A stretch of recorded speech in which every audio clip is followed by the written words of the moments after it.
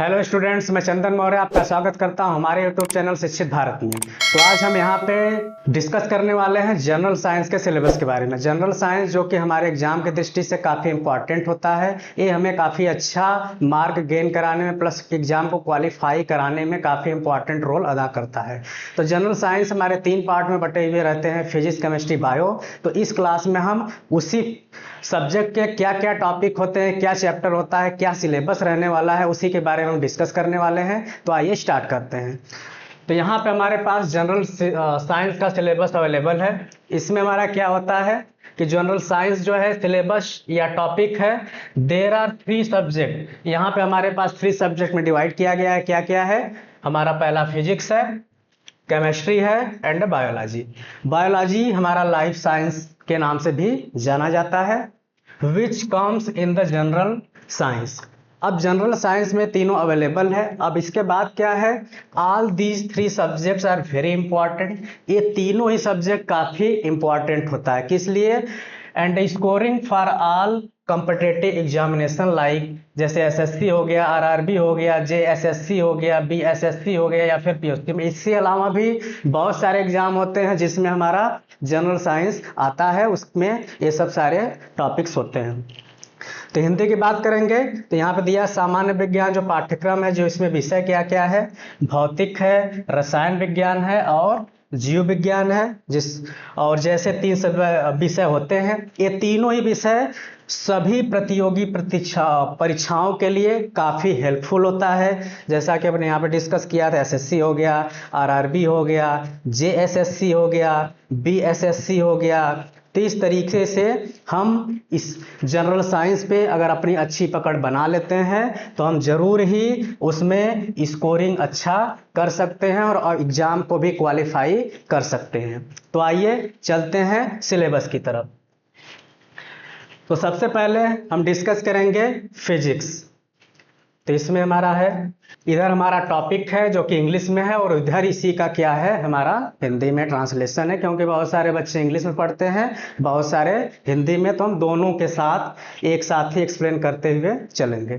तो यहाँ पे जैसे आपका पहला क्या दिया, यूनिट एंड डायमेंशन। यूनिट जिसे हम क्या कहते हैं, इकाइयां कहते हैं, और डायमेंशन का मतलब होता है आयाम, या फिर इसको हम बीमा भी कहते हैं। ठीक। दूसरे चैप्टर पे हमारा क्या है, मोशन है, और मोशन को हम क्या कहते हैं, गति कहते हैं।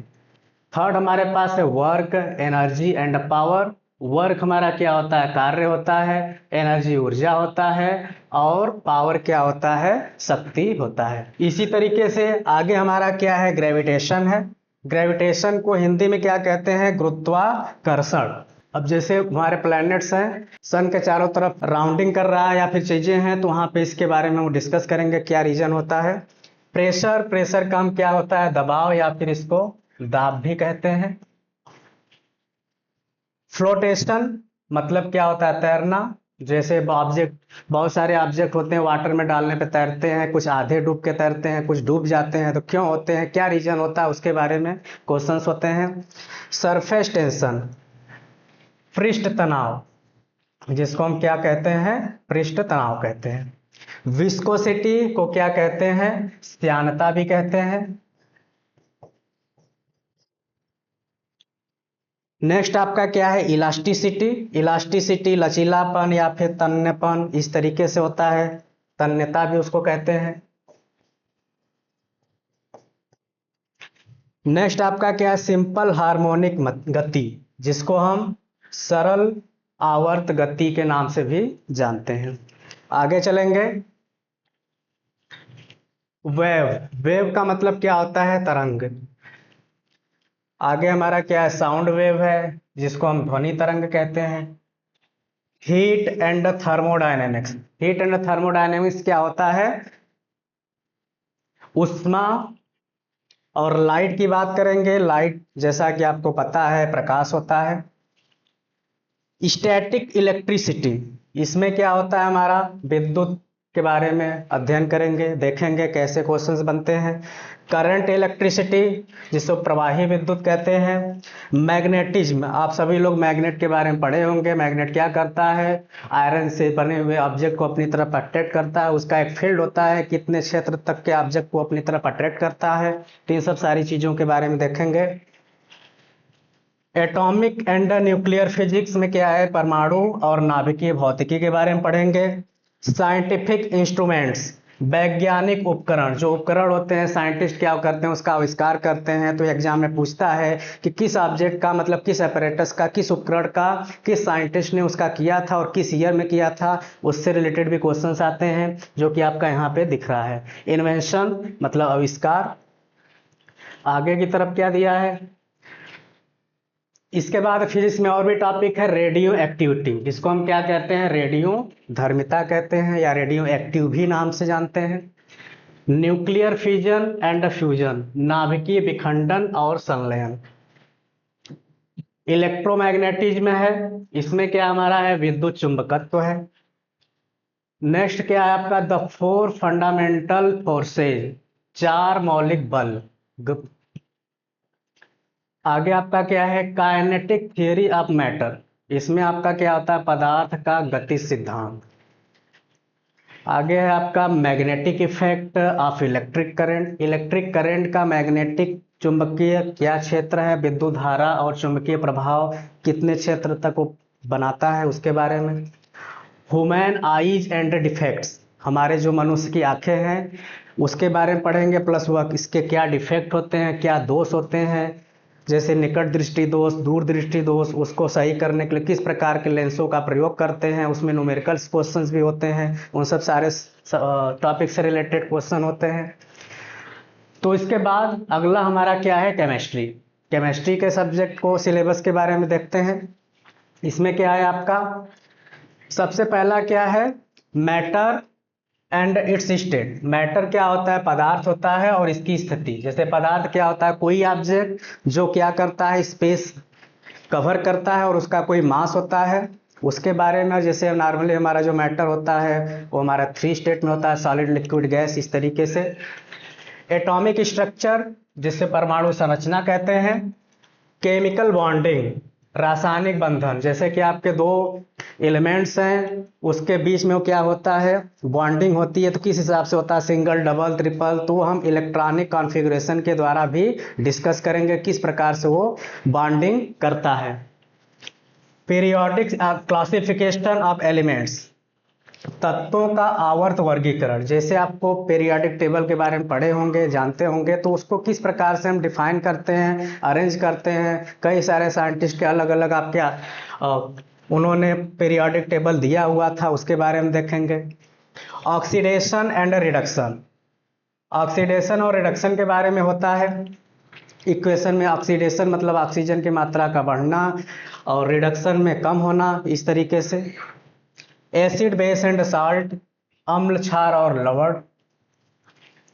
बिहेवियर ऑफ गैसेज, जो गैसेज होते हैं वो किस प्रकार से बिहेव करती हैं, उसके बारे में हम देखेंगे। इलेक्ट्रोलिसिस के बारे में है। Carbon and its compound fuels, carbon और इसके यौगिक। और नेक्स्ट आपका टॉपिक था ईंधन, जो कि फ्यूल होता है। जैसे हमारा पेट्रोल, डीजल, ये सब सारी चीज़ें क्या है? फ्यूल ही है। केमिस्ट्री में और भी है। मेटलर्जी क्या है? जिसे हम धातु कहते हैं, धातु विज्ञान के बारे में पढ़ेंगे। मेटल्स एंड नॉन मेटल्स, धातुएं और अधातुएं हो गए। केमिकल रिएक्शन, रासायनिक प्रतिक्रियाएं हैं। रेडियो एक्टिविटी, जिसे हम रेडियो धर्मिता कहते हैं। इलेक्ट्रोकेमिस्ट्री, जिसको क्या कहते हैं? विद्युत रसायन विज्ञान। और क्या है? कैटलिस्ट है, उत्प्रेरक। कैटलिस्ट, उत्प्रेरक क्या होता है? जैसे कोई रिएक्शन है, उसमें हम कोई ऐसे चीज़ों को मिला देते हैं जो क्या करता है? रिएक्शन की स्पीड को या तो कम कर देगा या बढ़ा देगा। तो इस प्रकार के ऑब्जेक्ट को हम क्या कहते हैं? कैटलिस्ट करते हैं। और हम उस जब क्लास में पढ़ेंगे तो उसके बारे में और डिटेल में अध्ययन करेंगे। हाइड्रोकार्बन्स, हाइड्रो मतलब हाइड्रोजन और कार्बन से मिलकर के जो ऑब्जेक्ट बनते हैं, एलिमेंट बनते हैं, पदार्थ, उसे हम हाइड्रोकार्बन कहते हैं।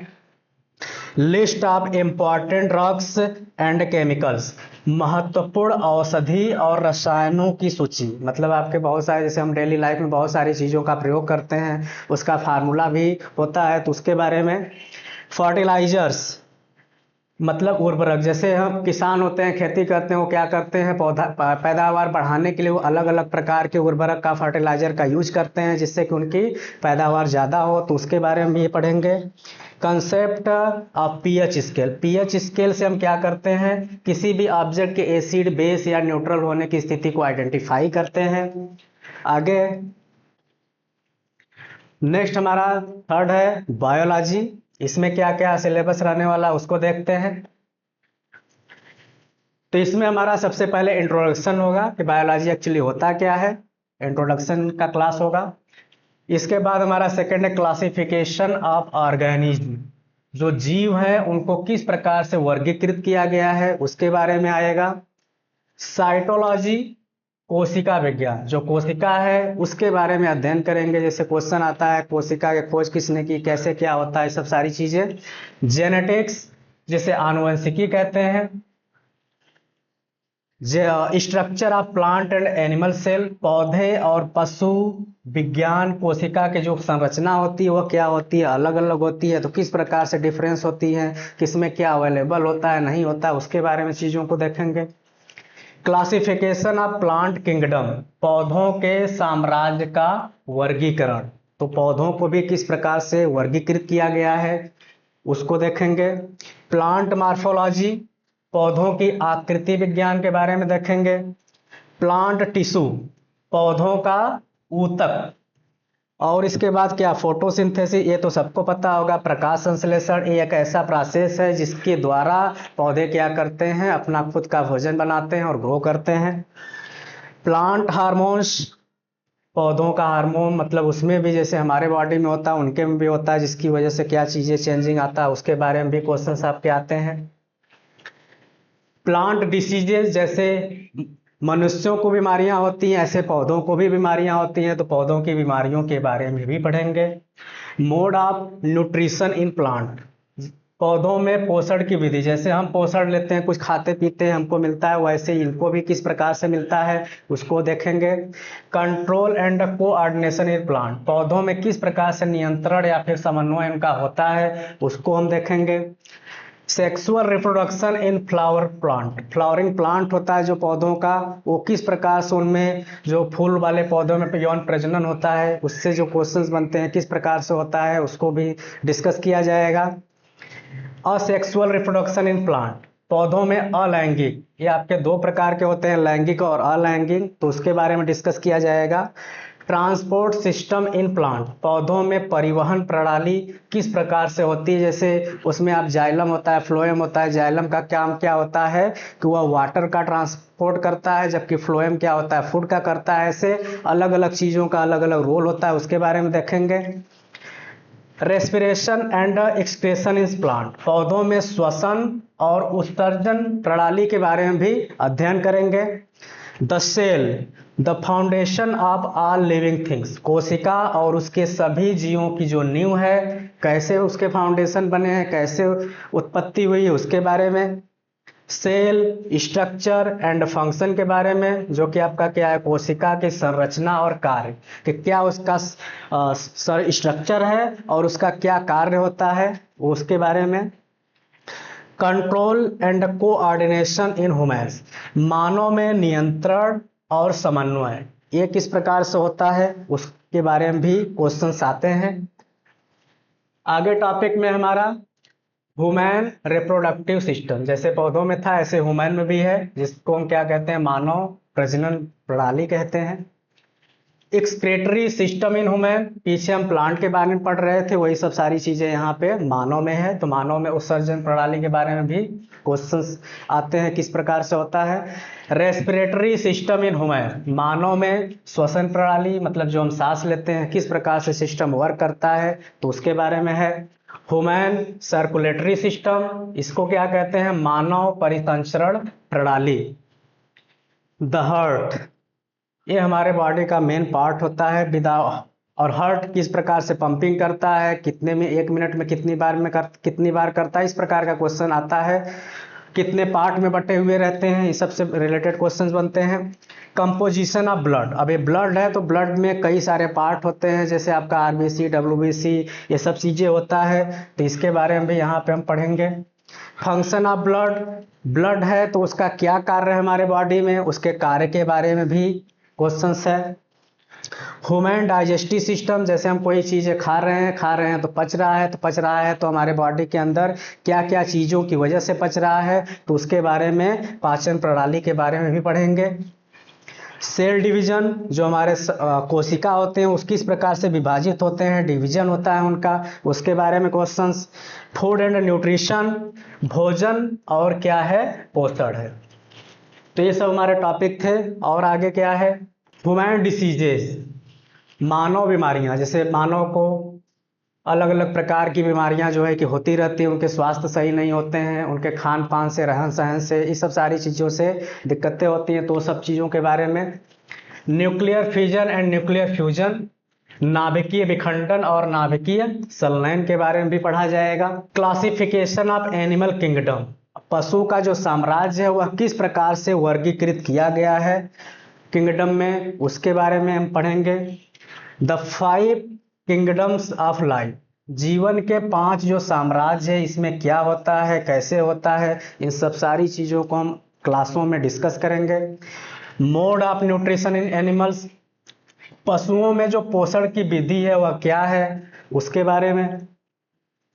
न्यूट्रिशन इन एनिमल्स, पशुओं में पोषण है तो वह क्या क्या चीज़ें उसमें आती हैं, उसके बारे में आज देखेंगे। सेक्सुअल रिप्रोडक्शन इन एनिमल्स, पशुओं में यौन प्रजनन के बारे में भी डिस्कस किया जाएगा। रेस्पिरेशन इन एनिमल्स, जैसे ह्यूमन रेस्पिरेट करते हैं ऐसे पशु भी करते हैं, तो कैसे करते हैं, अलग अलग, जैसे जल में रहने वाले अलग करते हैं, तो सभी चीज़ों का अपना अलग अलग प्रोसेस होता है, तो उसके बारे में भी क्वेश्चंस आते हैं, तो देखा जाएगा। मिससेलेनियस मतलब विविधता, विभिन्नता क्या होती है, उसके बारे में देखेंगे। तो इतने सारे हमारे सिलेबस थे जिसको हमने डिस्कस कर लिया। अब सीरियल वाइज हम फिजिक्स, केमिस्ट्री, बायो के क्लासों को लाते रहेंगे समय समय पे, तो ये क्लासें आपसे मिस ना हो, तो उसके लिए आप क्या करिए, चैनल पे अगर नए हैं तो सब्सक्राइब कर लीजिएगा, बेल आइकन को प्रेस कर लीजिएगा, जिससे हम कोई भी वीडियो अपलोड करें किसी भी टॉपिक का आपको तुरंत मिले, आप उसको देखें, चीज़ों को याद करें, जिससे कि आप किसी भी प्रकार के परीक्षा में अच्छा परफॉर्मेंस कर पाएँ। तो मिलते हैं अगले वीडियो में, तब तक के लिए नमस्कार।